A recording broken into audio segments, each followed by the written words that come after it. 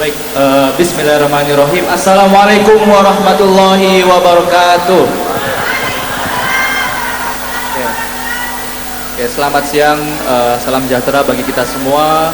Om Swastiastu, Namo Buddhaya, salam kebajikan. Pada kesempatan siang hari ini kita akan talk show, ada kegiatan talk show terkait business matching pembiayaan yang akan disampaikan oleh OJK dan BSI. Mungkin tanpa berlama-lama lagi, jadi dari kegiatan Maulud Halal Fair itu sendiri, salah satu pilar yang ingin dikuatkan adalah pilar terkait ekonomi keuangan syariah. Ya. Jadi terkait pembiayaan syariah itu juga akan dikuatkan di kegiatan ini, sehingga para pelaku UMKM atau ibu-ibu yang pengen punya usaha dan pengen melakukan pembiayaan dari perbankan, khususnya perbankan syariah, itu bisa mengerti apa saja yang perlu diperhatikan dan prosedur-prosedur apa yang perlu dicermati, sehingga ketika akan melakukan pembiayaan itu dapat lancar dan mudah ketika untuk melakukan pembiayaan. Mungkin tanpa berlama-lama lagi, kita kehadiran dua sosok penting di sini ya dari OJK, itu dari Bapak Sukma Jiwirawan. Beliau merupakan asisten direktur di OJK, Otoritas Jasa Keuangan Provinsi Maluku Utara, dan satu lagi Pak Suarman selaku pimpinan cabang BSI Kota Ternate. Mungkin kita langsung masuk ke tema pertama terkait business matching yang akan disampaikan oleh Pak Sukma Jiwirawan dari OJK. Mungkin mohon untuk tayangannya dapat ditampilkan. Mungkin silakan Pak Sukma.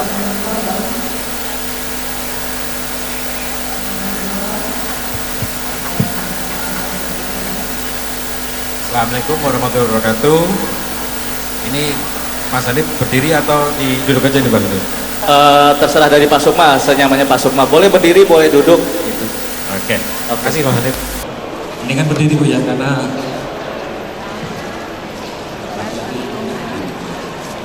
baik. Terima kasih Mas. Boleh tanyakan Mas? Nah di sini kebetulan ya kami ditugasi atau diminta oleh Kedex dan Bank Indonesia untuk menyampaikan beberapa materi terkait pembiayaan UMKM yang bersifat syariah. Nah, bersifat syariah ini nantinya kalau di Ternate ya Pak ya, khususnya di Maluku Utara itu baru ada dua setahu saya, BSI dan Pegadaian gitu Pak ya. Mohon maaf kalau kurang update gitu ya. Nah, untuk pembiayaan syariah ini sebenarnya OJK sudah mengeluarkan peraturan di POJK 19 tahun 2025 yang baru berlaku di September 2025. Nah, di sini mungkin saya akan menyampaikan sedikit untuk terkait ini ya, apa pembiayaan dari UMKM. Ini pada dasarnya terkait KUR ya Bapak Ibu ya. Mungkin next Mas. Nah ini ada perkembangan UMKM di Indonesia itu saat ini kan sudah merupakan yang terbanyak ya di Asia Tenggara ya, karena apa ya, karena mungkin luas wilayahnya yang sangat luas dan penduduknya juga lebih-lebih daripada di negara lain yang ada di Asia Tenggara. Nah di sini UMKM itu sebenarnya juga sangat berpengaruh bagi ekonomi kita Bapak Ibu ya. Di sini dia berperan sekitar 61% dari total PDB. Nah juga menyerap 97% dari tenaga kerja ya. Dan walaupun baru 15% berkontribusi untuk sektor impor. Masih kalah bersaing dengan sektor pertambangan ya. Nah untuk di Maluku Utara sendiri ini UMKM itu ada di 47% dari industri pengolahan, 30% dari perdagangan besar seperti layanan mobil dan motor, ataupun dari 8,44 akomodasi dan makan minum. Kalau kita lihat di sini tuh mungkin ada di yang 8,4% itu. Dan data KUR sendiri per tahun 2025 kita ambil dari Desember 2025 itu untuk debitur itu ada 4,2 juta debitur, yang mana penyalurannya ada di sekitar 250 triliun. Sedangkan pembiayaan ultra mikro, yaitu pembiayaan dengan sampai 10 juta, debiturnya ada sekitar 745 ribu, penyalurannya ada di 3,97 triliun Bapak Ibu. Ini mungkin kalau ada Bapak Ibu, ibu-ibu dan bapak, karena banyak kan ibu-ibu ya. Kalau ada pertanyaan nanti langsung saja kita langsung bahas gitu ya. Atau itu kan kalau dari saya soal teknisnya, nanti kalau mungkin dari produk bisa ke Pak Suarman gitu ya. Oke, next Mas.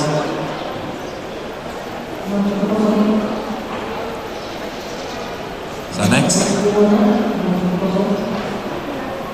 Nah, ada beberapa aspek penting ya dari segi UMKM, ada 5. Ini ada access to market and internationalization, digitalization, skills, access to finance, innovation and technology development. Nah, di sini access to market itu merupakan suatu juga sangat penting bagi bagaimana Bapak Ibu untuk mencapai target ke pasarnya.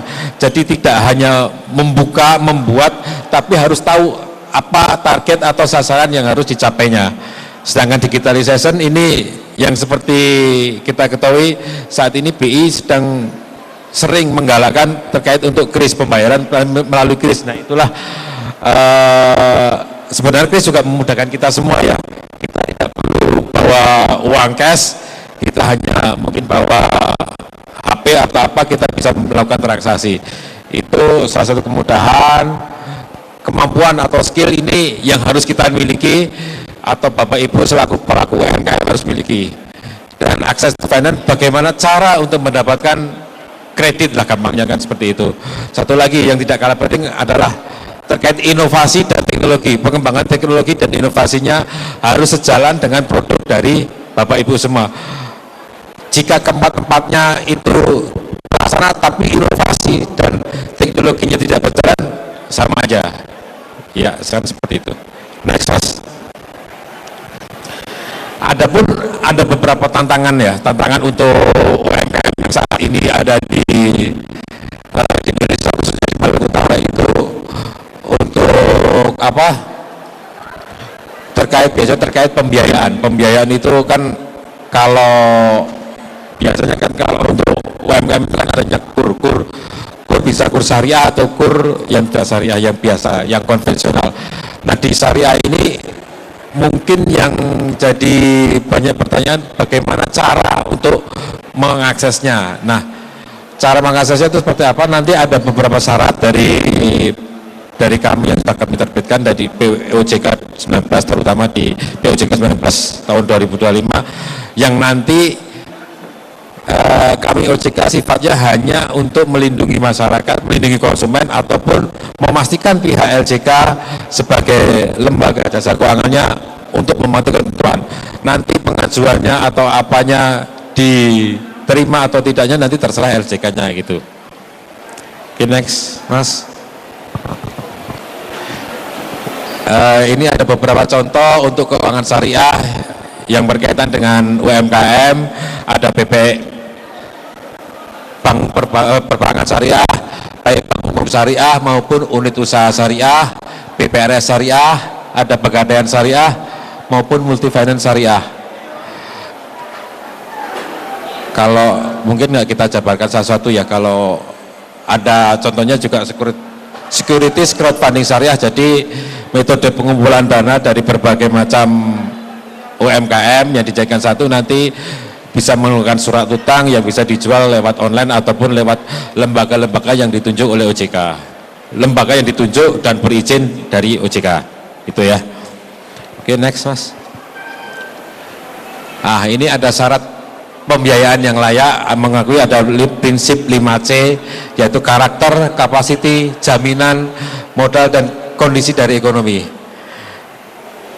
Dan juga perlu diingat harus memperhatikan SLIC, atau kalau dulu dari BI checking, sekarang istilahnya dari SLIC atau OJK checking gitu ya. Itu walaupun tidak utama, walaupun tidak menjadi syarat bagi kami OJK untuk oh sliknya harus bagus, harus apa, tapi itu merupakan pertimbangan dari LJK-nya untuk pencairan dari kredit dari Bapak Ibu semuanya. Next Mas.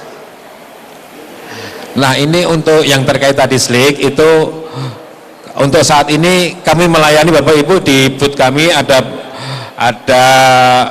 walk-in lah, istilahnya walk-in slik. Jadi walaupun jumlahnya terbatas, di sini kami melayani apabila Bapak Ibu nanti memerlukan informasi dari slik dari Bapak Ibu sendiri, ataupun kalau mau online nanti bisa melalui idepku.ojk.go.id. Slik ini penting, kenapa? Karena ini bisa mengetahui kualitas dari kredit Bapak Ibu sendiri, ataukah bisa mengetahui apakah nama Bapak Ibu dipakai orang lain untuk dijadikan jaminan ataupun seperti itu. Next Mas. Nah, berdasarkan survei SNLIK dari BPS di tahun 2025 itu inklusi keuangan syariah itu masih jauh sangat rendah daripada inklusi keuangan konvensional, di mana masing-masing itu masih terpaut jauh ya, masing dari 43%, 43,42% dan 13,41. Nah ini yang diharapkan di tahun 2026 ada peningkatan untuk inklusi keuangan di keuangan syariah ya, yang tahun ini sepertinya sudah mulai disurvei oleh BPS di awal tahun di bulan Februari sepertinya. Oke, next Mas. Nah mungkin ini terkait keuangan yang baik untuk kesejahteraan bersama itu seperti apa, yaitu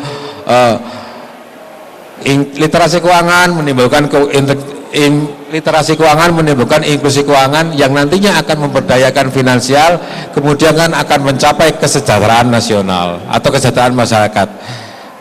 Oke, next. Nah upaya OJK apa sih?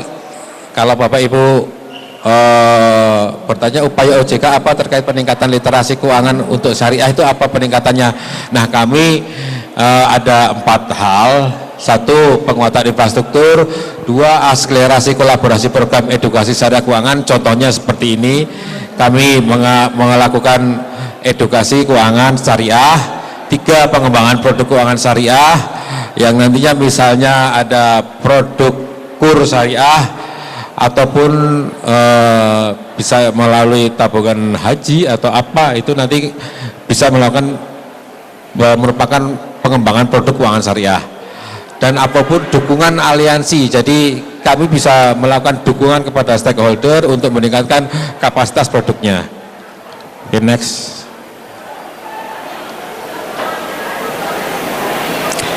Ini terkait santri, data yang kami dapatkan per 2024 di seluruh Indonesia itu ada 41.000 pondok, sedangkan di Maluku ada 41%, perbandingan 0,10%. Nah ini mungkin yang nggak sangat jauh sekali ya jumlahnya ya. Oke, next saja Mas. Ini juga Halut Halal tahun lalu di mana sudah dikembangkan BI sama Pemprov Malut. Oke, next Mas. Ini kurs syariah mungkin yang akan lebih jelas nanti disampaikan oleh Pak Suparman selaku BSI, di mana dibedakan antara ada mikro, ultramikro maupun kur kecil. Ini izin Pak Suparman kami ambil dari website dari BSI. Oke, next Mas. Ya, terima kasih, mungkin cukup dari saya. Nanti kalau ada pertanyaan kita jadikan satu gitu ya. Oke, baik, terima kasih oleh paparannya dari Pak Sukma Jiwaran selaku Asisten Direktur OJK Provinsi Maluku Utara. Mungkin kita tampung dulu, kalau misalkan ibu-ibu ada yang mau tanya terkait bagaimana pembiayaan dan lain-lain, mungkin kita tampung dulu, karena setelah ini akan ada paparan dari Pak Suparman selaku pimpinan cabang BSI Ternate. Mungkin dari Pak Suparman, waktu dan tempat langsung saja dipersilakan Pak. Izin berdiri Bapak ya. Oke, terima kasih. Assalamualaikum warahmatullahi wabarakatuh. Selamat siang dan salam sejahtera buat kita semua. Bapak Ibu yang saya hormati, tadi udah dipaparkan sangat jelas ya dari Pak Sukman dari OJK. Jadi kalau tadi udah sangat jelas, saya mungkin akan secara detail aja. Next, halaman kedua. Sebelum saya ke materi Bapak Ibu sekalian, saya ingin menginformasikan juga sebelumnya kalau BSI itu adalah bank syariah Indonesia yang terbesar di Indonesia dengan market share kurang lebih 67% dari pengguna bank syariah yang ada di Indonesia. Itu kalau di Indonesia. Bagaimana kedudukan BSI di secara global? BSI adalah bank nomor 9 terbesar di dunia untuk saat ini. Alhamdulillah. Sedikit lagi Bapak Ibu sekalian, BSI semenjak akhir Desember 2025 kemarin sudah menjadi BUMN juga. Jadi kalau sebelumnya bank BUMN itu hanya ada 4, ada Bank Mandiri, ada BRI, ada BNI, dan ada BTN. Sekarang BSI sudah resmi menjadi BUMN juga. Alhamdulillah. Gitu. Terus kalau dari yang dipaparkan tadi Pak Sukma mengenai UMKM, masih banyak pertanyaan yang muncul Bapak Ibu sekalian. Apa sebenarnya yang membedakan antara penyaluran pembiayaan UMKM syariah secara syariah maupun dengan tidak syariah? Jadi saya mungkin sedikit gambarkan. Kalau di syariah itu kita itu syariah comply. Artinya selain kami diawasi oleh Bank Indonesia dengan OJK, BSI juga itu diawasi oleh Dewan Pengawas Syariah. Di sini kita punya Dewan Fatwa, Dewan Syariah Nasional, itu melakukan pengawasan di BSI. Jadi semua produk yang kami pasarkan ke masyarakat itu sudah dikaji oleh Dewan Pengawas Syariah bahwa produk kita itu sudah sesuai dengan syariah. Itu kalau di BSI. Apakah itu produk tabungan ataupun produk pembiayaan? Hari ini kita akan bahas mengenai produk pembiayaan Bapak Ibu. Produk pembiayaan di BSI insya Allah sesuai dengan syariah. Yang membedakannya adalah kalau di lembaga konvensional itu tadi pengawasannya hanya BI dengan OJK. Kalau di BSI pengawasannya ditambah oleh Dewan Pengawas Syariah. Jadi insya Allah produk-produk kita itu sudah sesuai syariah. Yang membedakannya di akadnya. Kalau misalnya di kami, di BSI itu kita sudah punya akad. Kalau misalnya di Kuria, kita akadnya murabah, akadnya jual beli. Di sini dikatakan bahwa harus ada underlying transaction. Kegiatan bisnis itu berlandaskan transaksi yang jelas. Artinya, kalau teman-teman atau Bapak Ibu sekalian mau ambil pembiayaan di BSI, harus jelas tujuannya apa. Misalnya punya usaha, UMKM punya usaha campuran misalnya, tujuannya untuk membeli kendaraan untuk mendukung usaha, maka itu Anda lainnya harus beli kendaraan, bukan tujuannya untuk hal lain. Itu sudah dibahasakan dari awal. Tujuan saya melakukan pembiayaan untuk mensupport usaha saya untuk beli kendaraan misalnya, kendaraan usaha tentunya. Ataukah misalnya untuk modal kerja. Modal kerja itu bahan baku untuk jual beli misalnya, itu sudah sangat jelas underline-nya. Jadi tidak ada istilahnya side streaming, tujuannya untuk modal kerja tapi ternyata dipakai pergi jalan-jalan ke luar negeri misalnya. Itu di BSI underline transaksinya itu harus jelas. Terus Bapak Ibu sekalian, yang tidak kalah penting adalah halal investment atau penyaluran dana kita itu insya Allah halal, bebas dari haram, makruh maupun subhat. Ini sudah dikaji oleh Dewan Pengawas Syariah. Terus selanjutnya adalah social welfare, atau selain pajak, Bank Syariah juga menyalurkan zakat untuk pemberdayaan masyarakat dan umat. Bapak Ibu sekalian. Jadi kalau mungkin langsung di slide selanjutnya Kak, slide 3, slide 4. Oke.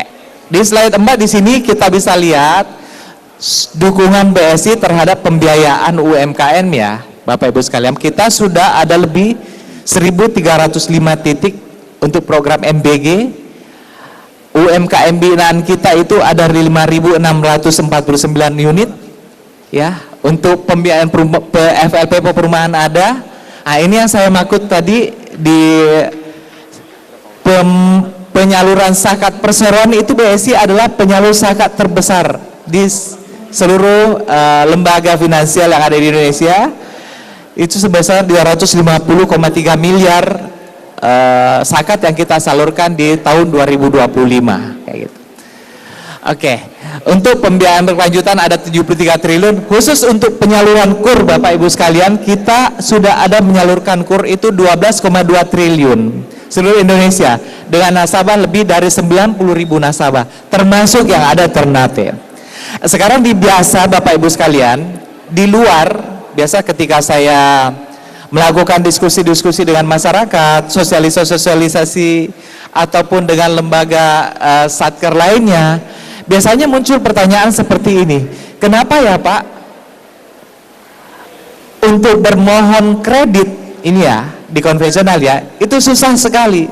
Atau kenapa ya untuk bermohon pembiayaan di Bank Syariah Indonesia KUR itu susah? Jawabannya sebenarnya tidak susah Bapak Ibu. Jadi kalau tadi Pak Sukma bahasnya gini, harus ada analisa 5C atau 5 karakter apa 5C atau 5 yang harus kita analisa. Ya. Dari kelima itu sebenarnya ada lagi satu sebenarnya harus dianalisa sebelum kita bermohon pembiayaan. Pertama, usahanya. Harus punya usaha. Jadi semua bank termasuk Bank Syariah itu tidak bisa membiayai, tidak bisa menyalurkan pembiayaan ke masyarakat, utamanya pembiayaan usaha, kalau memang tidak ada usahanya. Kenapa? Karena usaha inilah nantinya yang kita hitung, yang kita analisa untuk mampu mengembalikan angsuran bulanannya. Setelah ada usaha, baru kita lihat karakternya. Apakah histori pembiayaan atau histori kredit selama ini lancar, aman, tidak pernah menunggak. Karena kalau pernah menunggak, apalagi menunggak, itu akan menjadi perhatian dan biasanya itu tidak akan lolos untuk diproses kembali pembiayaannya. Biasanya sistem yang tolak, kami biasa langsung tolak. Oh, pembiayaannya pernah melakukan atau mengambil pembiayaan di tempat lain, atau pernah melakukan pinjaman online yang tidak angsurannya itu tidak lancar. Karena biasanya kalau kami mau menganalisa karakter nasabah, selain kita lihat langsung nasabahnya, ketemu diskusi sama nasabahnya, kita pasti akan langsung minta datanya di OJK. Saya minta OJK-nya, datanya ke Pak Sukma nih. Pak, si A ini gimana? Informasi debiturnya gimana? Jadi akan muncul semua, oh si A sudah ada pinjamannya di Bank A, ada di Bank B, ada di Bank C, atau pernah ada pembiayaan online-nya, itu akan muncul semua. Biasanya sih nasabah nggak bisa ngeles istilahnya ya. Ketika kita tanya, Ibu ada ternyata pembiayaannya, oh Bapak ternyata ada pembiayaannya di Bank A sementara kondisinya menunggak, kayak itu kan.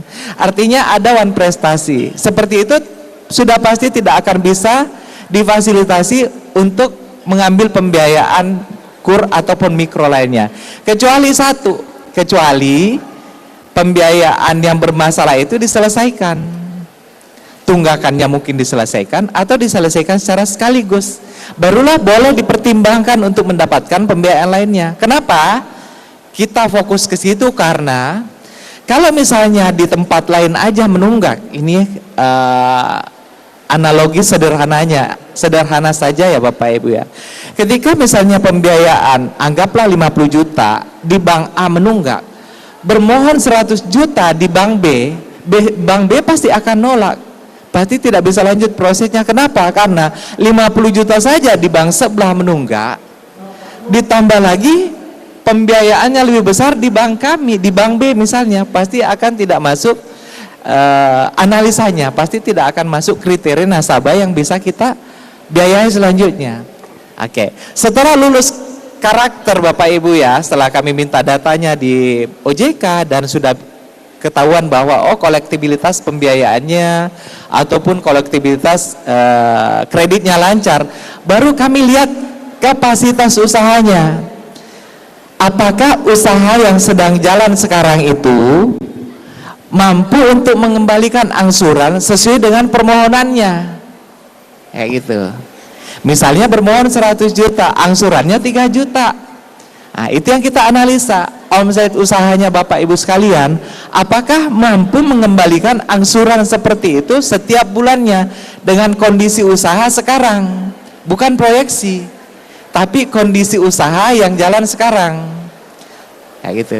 Kalau misalnya mampu, baru kita lanjut ke analisa selanjutnya.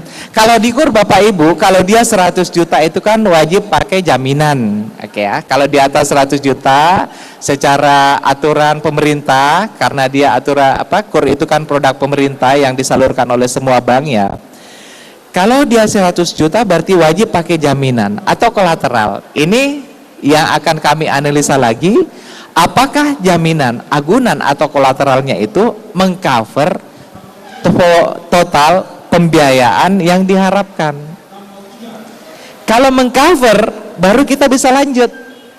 Kita bisa lanjut prosesnya, insya Allah sudah tidak ada kendala lagi. Kecuali kalau misalnya ke kredit-kredit pembiayaan besar Bapak Ibu, kita mesti lihat juga modalnya. Kita lihat juga kondisi of ekonomi saat itu, atau condition of ekonomi. Contohnya misalnya, nggak mungkin kita menyalurkan pembiayaan ke daerah yang rawan konflik.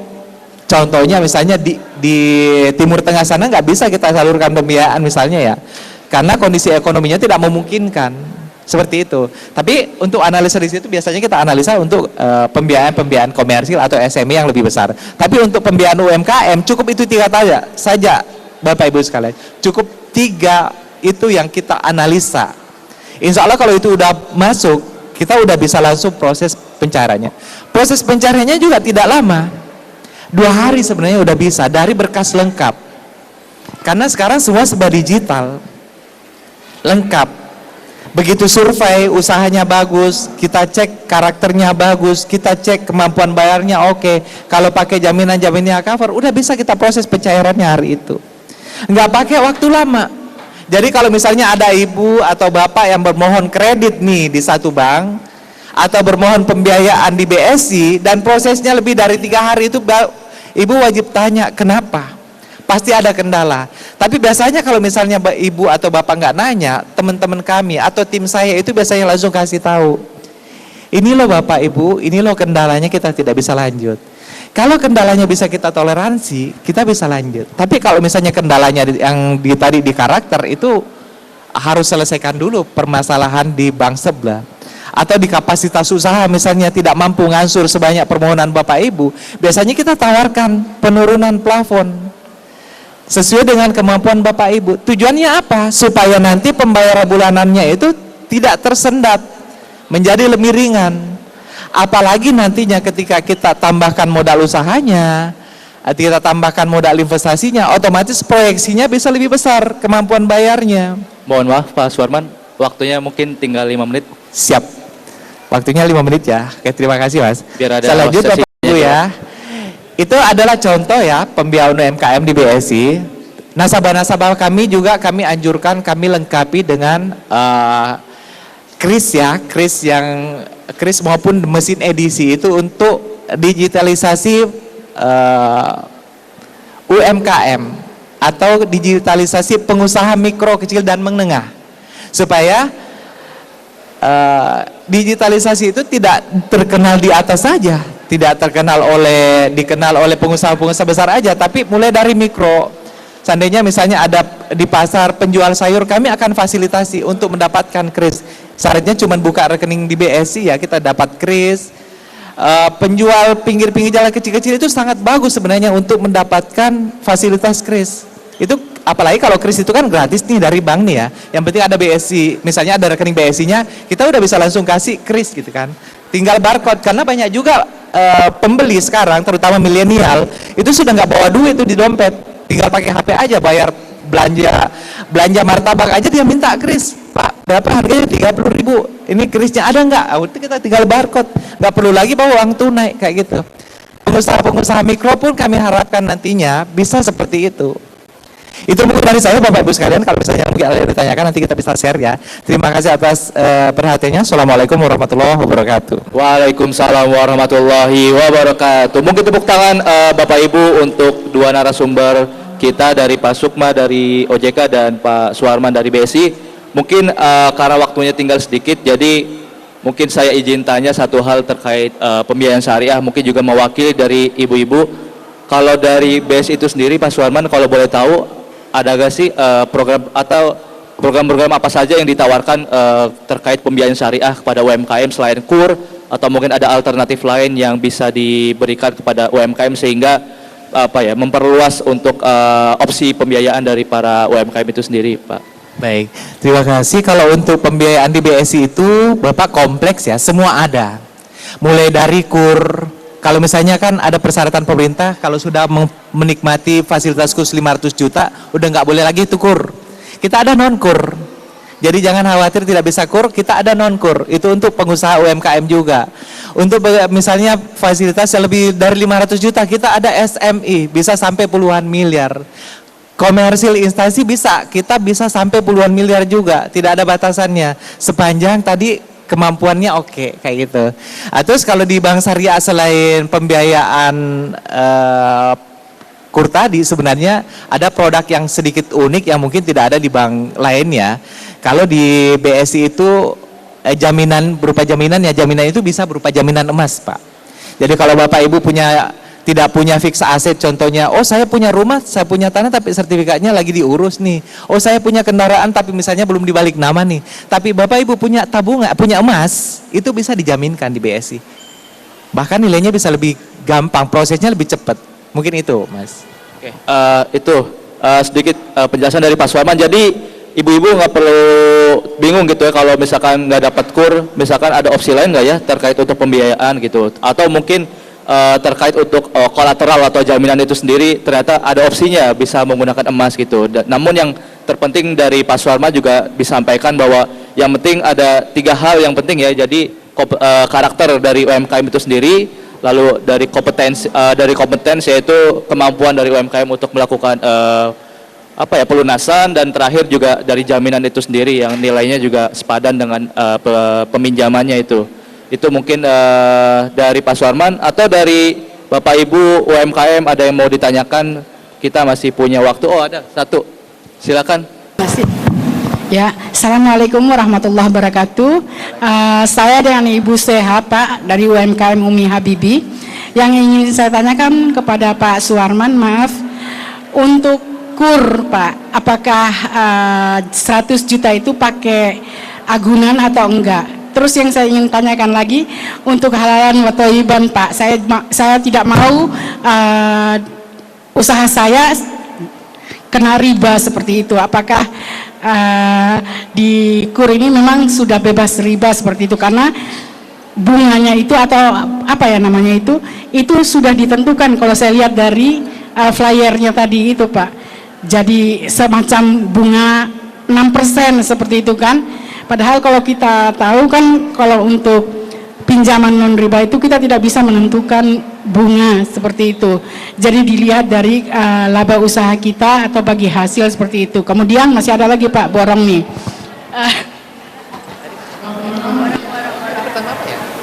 Apa nih? Apa dia lanjut ya? Iya. Kemudian untuk KUR yang dari BSI itu tadi, yang itu pasti bunganya 6% itu tadi pasti ya, Pak ya.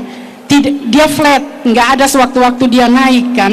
Karena saya pernah punya pengalaman ketika mengambil, memang bukan KUR untuk konsumtif, dia tahun keduanya bunganya malah naiknya lumayan jauh. Terpaksa saya tutup di tahun itu juga pinjamannya, dan saya tobat nasuha nggak pinjam lagi mulai gitu. Terima kasih, Pak. Assalamualaikum warahmatullahi wabarakatuh. Saya langsung jawab, Pak ya. Baik Ibu, terima kasih pertanyaannya, bagus, sangat bagus dan sangat mengedukasi ya.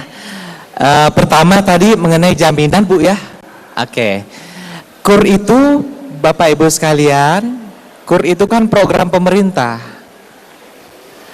produk pemerintah, dan memang sudah dibahasakan bahwa diatur di bahwa untuk pembiayaan atau untuk kredit sampai dengan 100 juta itu tidak diwajibkan ada jaminan. Sampai dengan 100 juta ya, 100 juta ke atas itu baru ada jaminan kayak gitu untuk KUR. Jadi ini clear Bu ya, untuk mengenai jaminan bank manapun ya, apalagi Bank Syariah Indonesia, insya Allah kalau KUR pembiayaan sampai 100 juta itu tidak boleh ada jaminan. Yang kedua, ini sedikit mengenai bunga kali Bu ya. Bapak Ibu sekalian, yang membedakan antara bank syariah dengan bank konvensional di penyaluran pembiayaan itu adalah akadnya. Jadi kalau kita bahas bank umum konvensional, akadnya itu memang akad, bahasanya gini, saya ambil kredit, akadnya akad kredit, pengembalian bulanannya adalah pokok dengan bunga. Bunga inilah yang menurut Fatwa MUI nomor 1 2004 dikatakan bahwa bunga itu adalah bagian dari sesuatu yang tidak syariah. Gitu. Bagaimana dengan BSI? Di BSI itu pembiayaan akadnya murabahah, akadnya jual beli. Contohnya, ibu punya usaha butuh mobil pick up misalnya. Nah, BSI yang membeli mobilnya dengan harga beli. Harga mobil misalnya 200 juta. BSI, saya yang wakili kalau di Ternate, membeli mobilnya seharga 200 juta, itu namanya harga beli. Saya jual ke ibu, saya jual ke nasabah, BSI jual ke nasabah dengan harga 250 juta, itulah harga jual.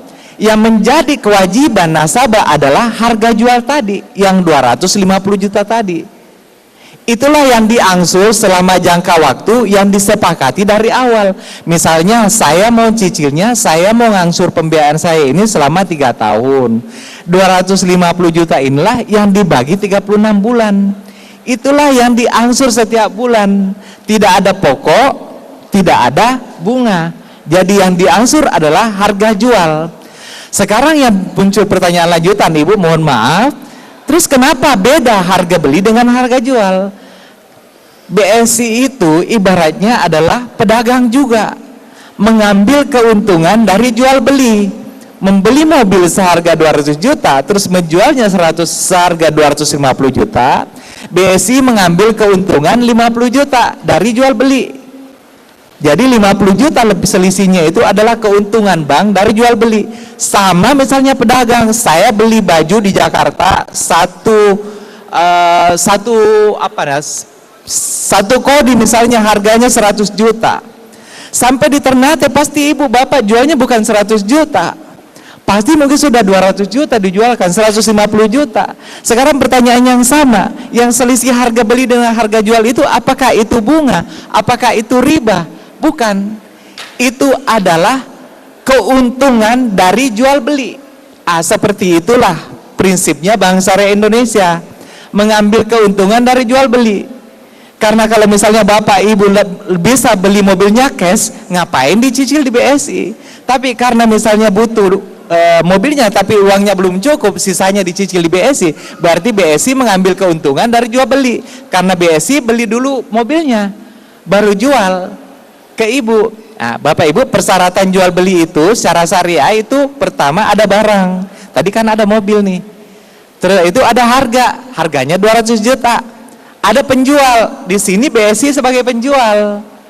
200 juta saya belikan, saya tawarkan ke ibu. Ibu mau nggak 250 juta? Saya tawarin ke ibu, tapi dicicil selama 3 tahun. Ibunya oke, berarti ibu pembeli. Nah, pada saat akad, kalau kita pakai notaris, berarti ada saksi. Itulah syarat sahnya jual beli. Ada barang, ada harga, ada penjual, ada pembeli, ada saksi. Seperti itu mungkin Ibu, mudah-mudahan bisa sedikit memberi penjelasan kepada Ibu dan Bapak Ibu sekalian. Terima kasih. Oke, terima kasih atas jawabannya Pak Suarman. Kurang lebih sangat jelas dari jawaban Pak Suarman terkait apakah pembiayaan di bawah 100 juta apakah perlu agunan atau dari prinsip syariah itu sendiri bagaimana, itu sudah dijelaskan dengan sangat baik oleh Pak Suarman. Mungkin karena keterbatasan waktu kita bisa akhiri kegiatan talk show pada siang hari ini terkait business matching pembiayaan dari OJK dan BSI. Mungkin saya sedikit merangkum dari paparan materi dari kedua narasumber kita tadi, bahwa dari OJK sendiri sifatnya adalah sebagai perlindungan konsumen, jadi melindungi dari para pelaku UMKM ketika melakukan pembiayaan, dan juga mengatur ketentuan untuk dari lembaga jasa keuangan syariah itu sendiri. Sedangkan dari BSI itu sendiri sifatnya adalah yang menyalurkan pembiayaan. Jadi Bapak Ibu UMKM apabila ingin melakukan pembiayaan, memerlukan pembiayaan, bisa menghubungi BSI ya. Jadi begitu untuk prosedurnya. Mungkin sekian dari paparan kedua narasumber kita tadi. Saya ucapkan terima kasih sebelumnya kepada Pak Sukma dari OJK dan Pak Suarman dari BSI. Billahi taufiq wal hidayah. Wassalamualaikum warahmatullahi wabarakatuh.